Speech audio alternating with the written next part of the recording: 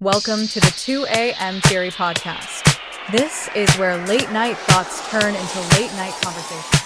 What if Darth Vader was never truly the villain of Star Wars? That is a wild thing to think about, really. Right. What if he was actually one of the most tragic characters ever written? I mean, the evidence is definitely there. Because when you really look at Anakin Skywalker's story, you realize it mirrors one of humanity's oldest stories. Oh, absolutely.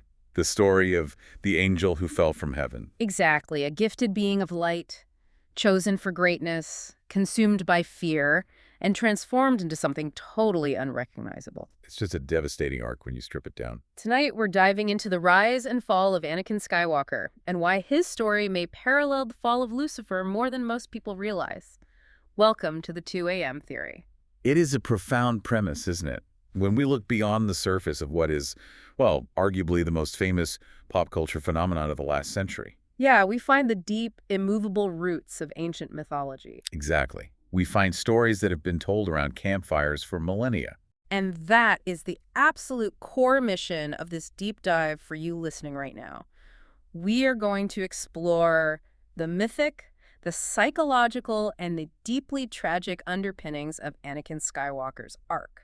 Because for decades, so many people have looked at this story and seen just a fun, simple sci-fi adventure. Right, good guys in white robes, bad guys in black masks, laser swords, spaceships, the usual. But we want to peel back the layers of a story you probably thought you already knew inside and out. And really expose the terrifyingly human foundation it was built upon. To do that properly, we are drawing from an incredibly rich stack of sources today. We really are. What are we looking at? Well, we are looking closely at extensive, in-depth interviews with George Lucas himself, specifically his famous conversations with Bill Moyers. Those are just fascinating, by the way. They really are. They lay bare his exact philosophical and religious intentions. Plus, we will be analyzing Joseph Campbell's seminal work, The Hero with a Thousand Faces. Right, and how its mythic structures are woven directly into the narrative backbone. Exactly.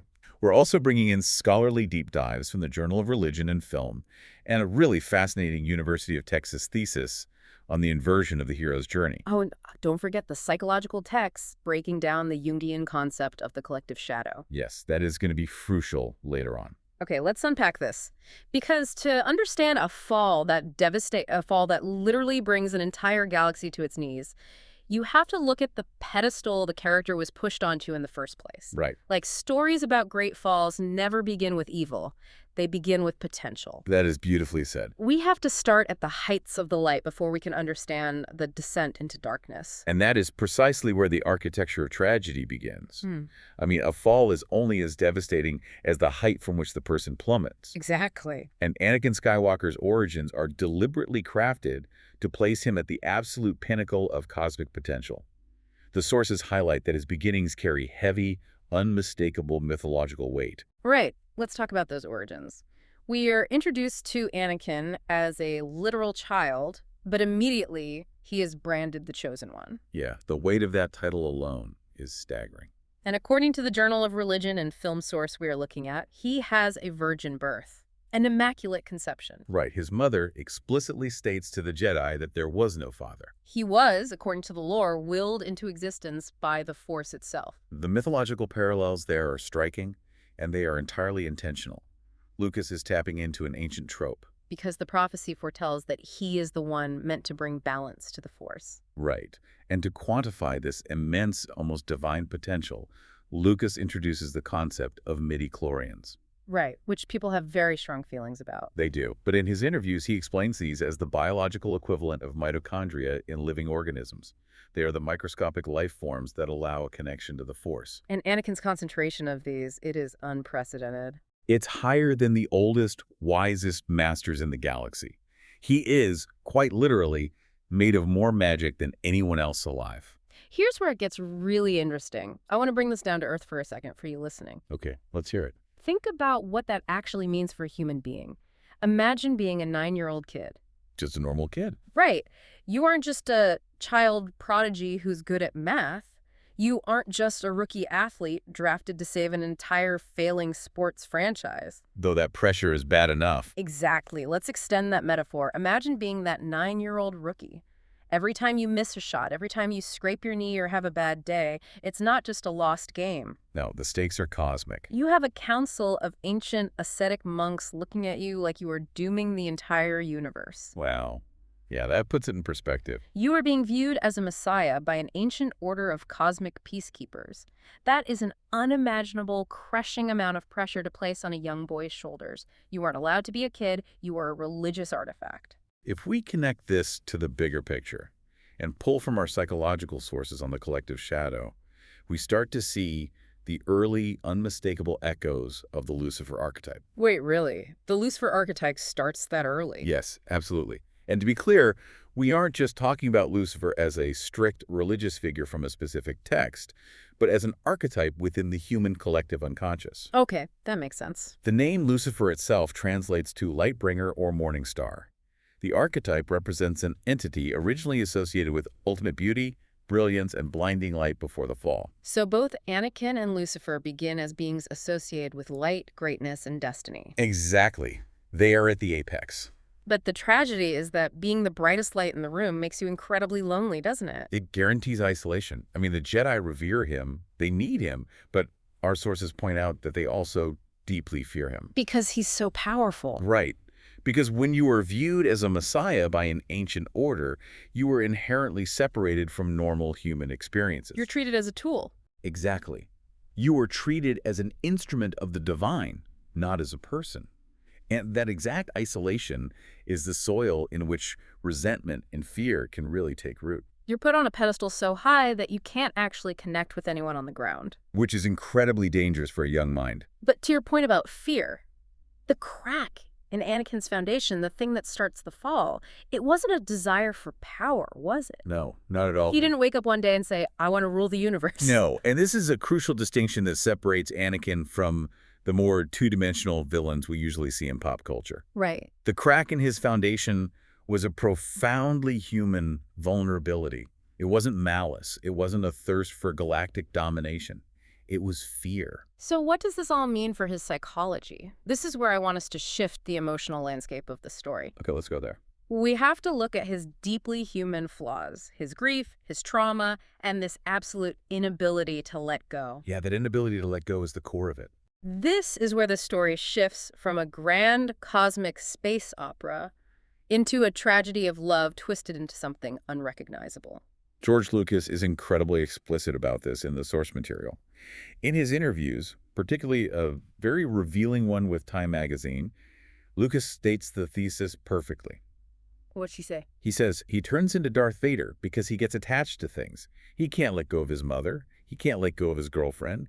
He can't let go of things that makes him greedy.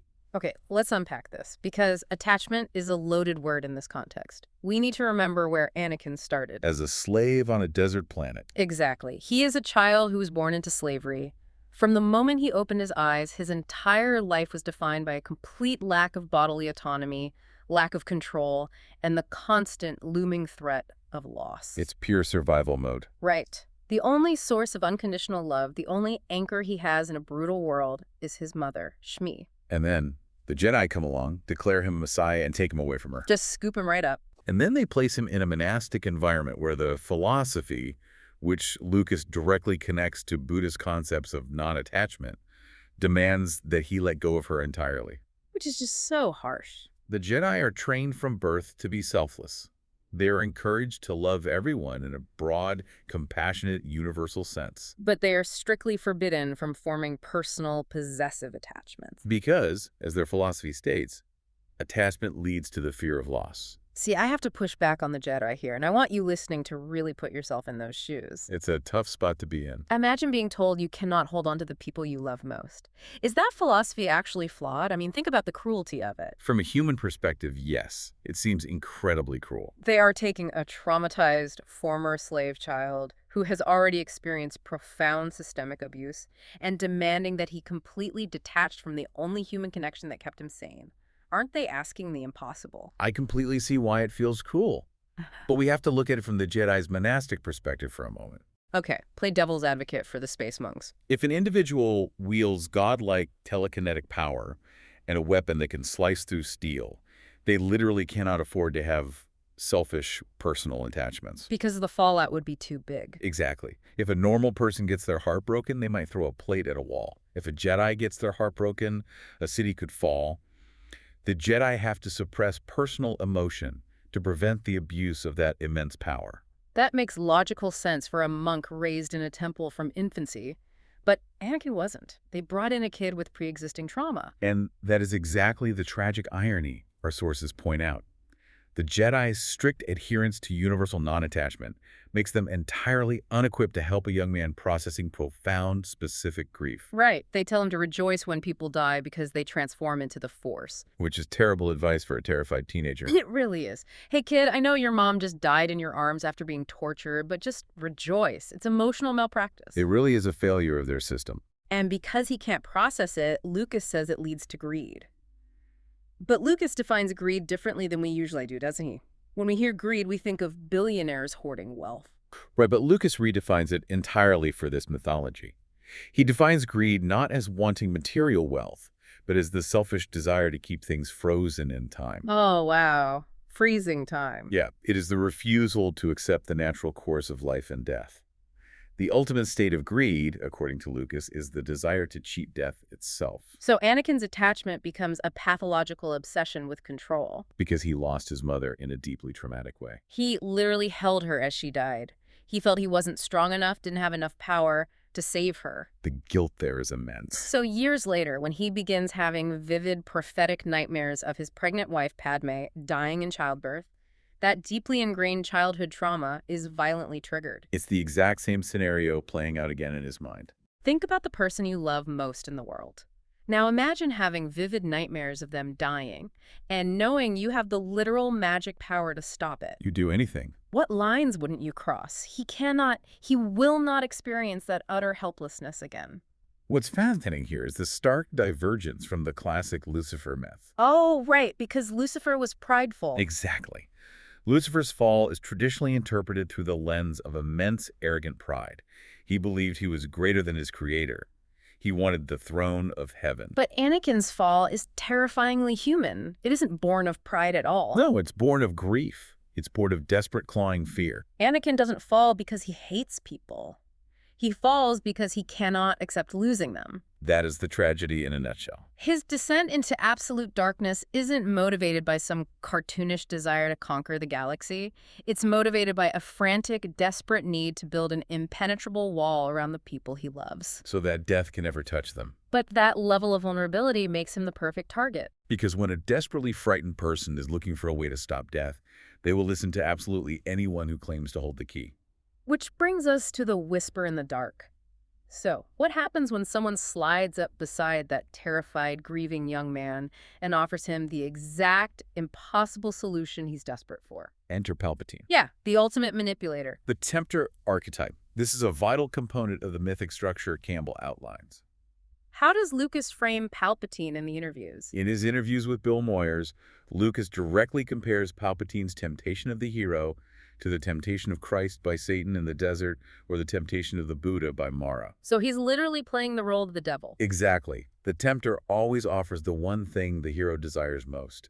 But the catch is that it requires compromising their very soul to obtain it. In Anakin's case, Palpatine offers the forbidden power to cheat death and save his wife. But the way he does it is just masterclass manipulation. I want to really dig into how he does it. Because he doesn't just walk up with a pitchfork and say, hey, join the evil team. The mechanism of his manipulation is so insidious. It's grooming, pure and simple. Yes, the methodology of the dark side is crucial to understand here. Yoda describes it as quicker, easier, more seductive. And Lucas elaborates on that, right? He does. He explains that the dark side is fundamentally biological, pleasurable, and selfish. It appeals to our basest instincts. So you don't have to study for years, you just give in. Exactly. It doesn't require the difficult, lifelong discipline of compassion and selflessness that the light side does. It just requires you to give in to what you already want. So what does this all mean for Palpatine's rhetoric? Think about how he operates. It mirrors exactly how a toxic friend, a cult leader, or an abuser operates in the real world. Oh, 100%. Palpatine frames himself as a supportive father figure. He validates Anakin's ego while simultaneously stoking his paranoia. He whispers in his ear, "The Jedi are holding you back." They don't understand your true power. They are jealous of you. He creates an us versus them paradigm. Exactly. He systematically isolates Anakin. He cuts him off from his support network, from his mentors, from the Jedi Council. So that Anakin's entire reality depends entirely on him. And then he drops the hook. Only I can help you save her. If we connect this to the psychological concept of the collective shadow that our sources discuss, it reveals the profound mechanics of evil. I know this gets a bit deep, so let's walk through it.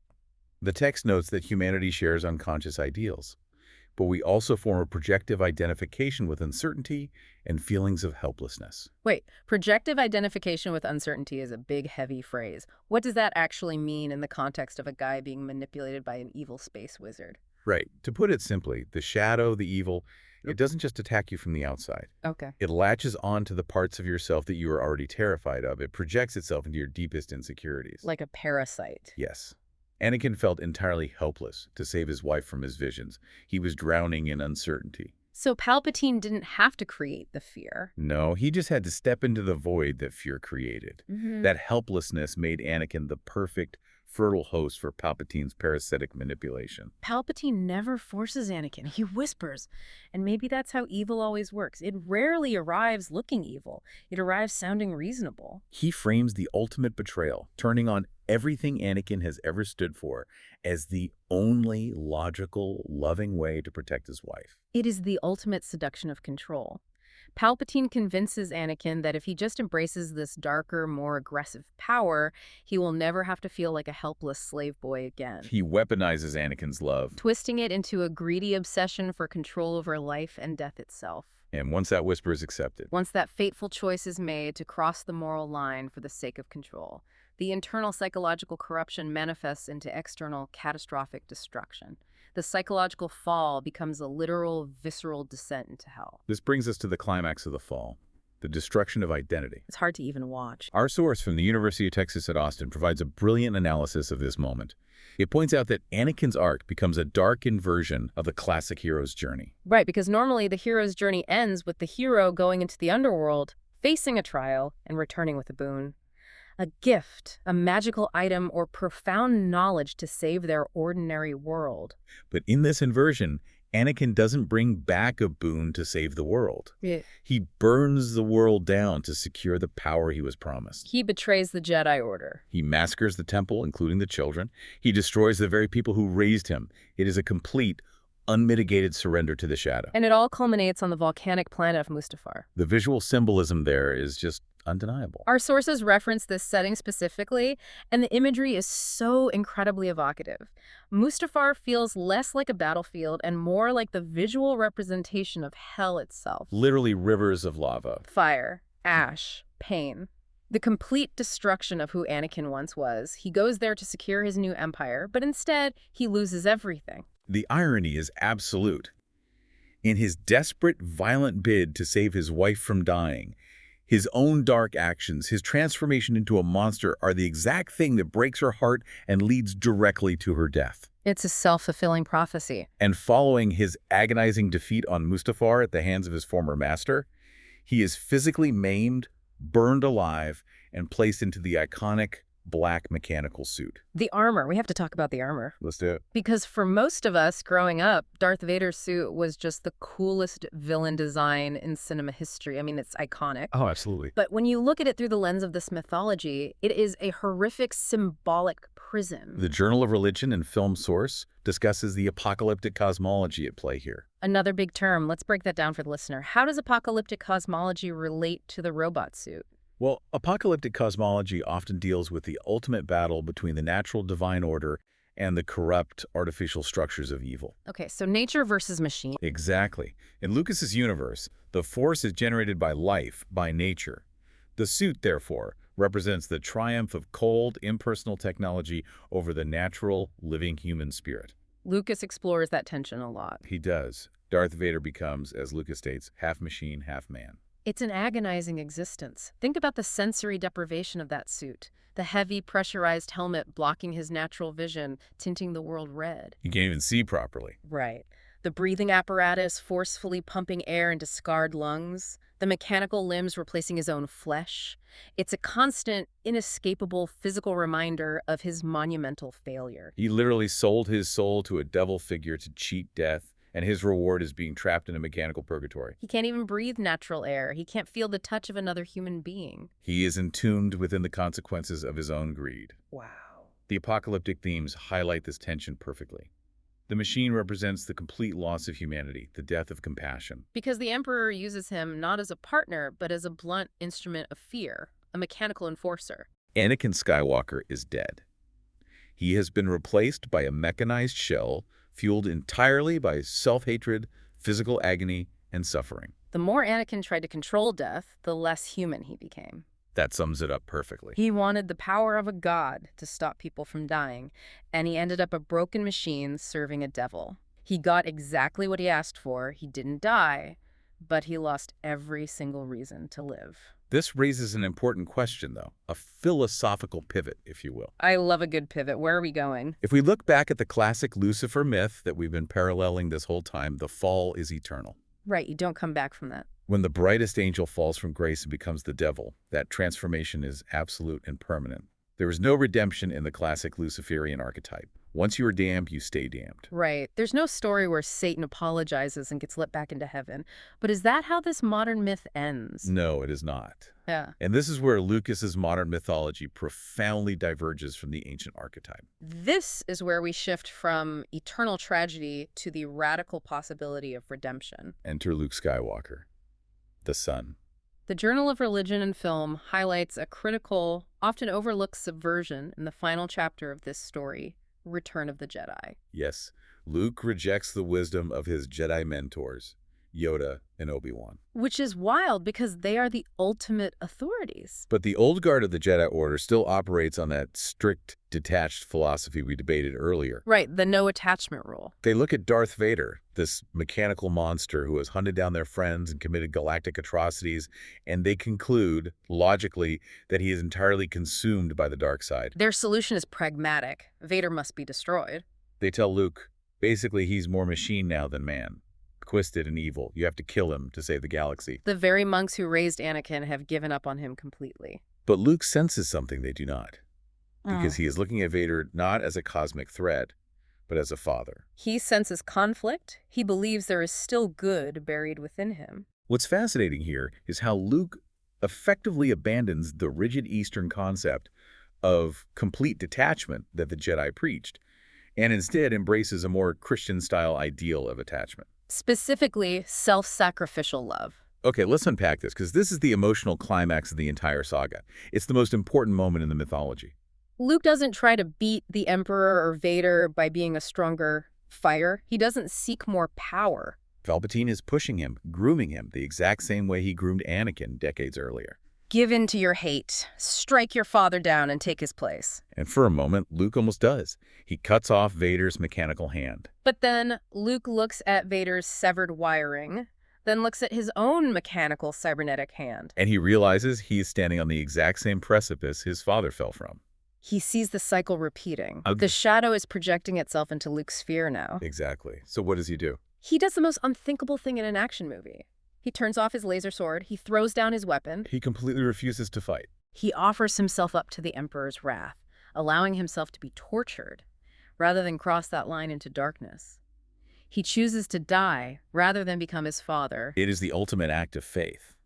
And it is this act of profound, selfless love and vulnerability that finally breaks the mechanical spell. Witnessing his son's agonizing suffering at the hands of the Emperor, the exact same Emperor who promised to save Anakin's loved ones years ago. The spark of humanity within that mechanized suit finally ignites. Lucas explicitly states in the interviews that Vader is redeemed by his children. It wasn't a political argument that changed his mind. It wasn't a magical force spell. No, it was the visceral sight of his son crying out for help. Anakin makes a choice. For the first time in decades, he acts not out of a greedy desire to control the universe, but out of selfless compassion. He sacrifices his own life, absorbing the Emperor's lethal energy to hurl Palpatine into the abyss. And in doing so, he reclaims his identity. If we connect this to the bigger picture, it represents a core mythological divergence from the Lucifer story. Because in Lucas's cosmology, No one is ever fully gone. Star Wars operates on a fundamental belief in cosmic balance and, crucially, radical forgiveness. It's so incredibly moving when you strip away the sci-fi trappings. Maybe that's what makes Star Wars so powerful. It believes people can come back. Even from the absolute darkest depths, Yeah. even after committing unforgivable acts. It suggests that the capacity for compassion is never truly extinguished. It can be buried under years of trauma, manipulation, fear, and even a literal cage of mechanical armor. But it cannot be destroyed. Think about that. It wasn't a quest for ultimate power that saved the galaxy. It wasn't political maneuvering or a mastery of control. And it definitely wasn't a laser sword fight. It was a father's love for his son overpowering a lifetime of fear. Yeah. He finally learned how to do what the Jedi asked of him as a boy, but he did it on his own terms. He let go. He let go of his fear of death. He accepted his own end, and he acted purely out of love. It is the ultimate triumph of the living human spirit over the cold, mechanical reality of the shadow. I want you to sit with the weight of that realization as we bring this deep dive to a close. Yeah. Maybe the tragedy of Anakin Skywalker isn't that he became Darth Vader. Right. Maybe the tragedy is that his fall began with something deeply human, the fear of losing the people he loved. That is the real heartbreak. And maybe that's why his story resonates so deeply, because underneath the lightsabers, the spaceships, the war is a story about fear, About grief. about the desperate human desire to hold on to what we love. Yeah. And maybe the line between hero and villain is thinner than we'd ever want to admit. It really is. This has been the 2 a.m. Theory, late-night conversations about late-night thoughts. As you go about your week, consider this. George Lucas noted that the struggle between the dark and light sides isn't just cosmic fiction. It is the daily choice between selfishness and compassion. You don't have to blow up a Death Star to be a hero, and you don't need a mask to fall to the dark side. Every single day, in our smallest interactions, we are choosing whether to let go or to tighten our grip. Which choice will you make tomorrow?